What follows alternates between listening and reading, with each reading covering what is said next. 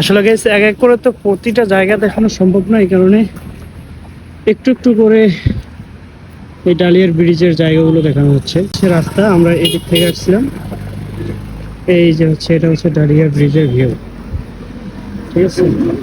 এটা হচ্ছে আপনার এইদিকে যায় খাওয়া দাওয়া করার জন্য, ফুচকার দোকান, চটপটির দোকান, আরো অনেক কিছু খাওয়া করার দোকান আছে।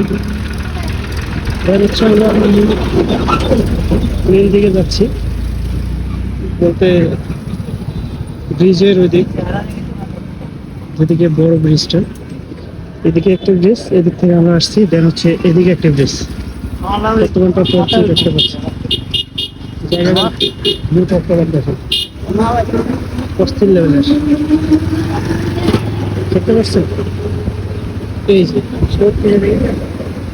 এই জায়গার স্রোতটা আপনারা যদি দেখেন তাহলে আপনার মাথা নষ্ট হয়ে যাবে। এই যে দেখুন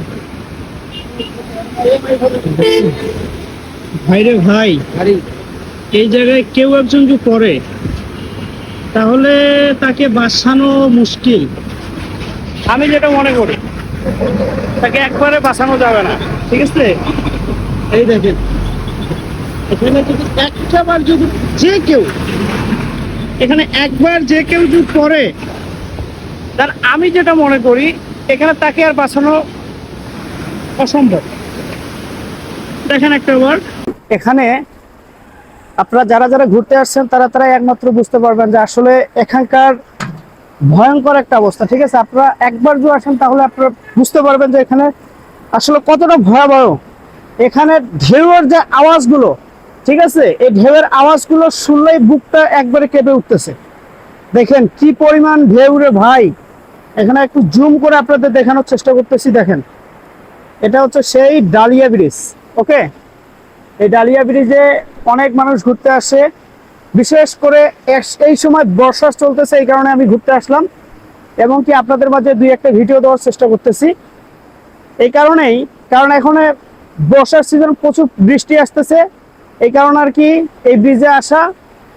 দেন হচ্ছে এই যে ঢেউগুলা এবং কি পানি যে বেশি হয়েছে, এটা একটা মজা। এই ফিলটা নেওয়ার জন্যই মূলত আসা। আপনারা কেউ যদি এই ডালিয়া ব্রিজ আসেন, সেক্ষেত্রে আপনাদের একটাই অনুরোধ থাকবে, আপনারা বর্ষাকালে আসবেন, ওকে। যেমনটা আমি বর্ষাকালে আসছি, আমার কাছে অনেক ভালো লাগছে, কারণ এখানে একটা ঢেউ দেখেন, সেই ঢেউ। আর এটা হচ্ছে ডালিয়া ব্রিজ। আর আমরা আসছি হচ্ছে এই দিকটা, ওইদিকে আরো একটা ব্রিজ আছে যেটা আমি শুরুতে আপনাদেরকে দেখাইছি। তো এই হচ্ছে ডালিয়া ব্রিজ। ভালো থাকবেন সবাই, আর এবং ভিডিওটা বেশি বেশি শেয়ার করে দিবেন। আসসালামু আলাইকুম।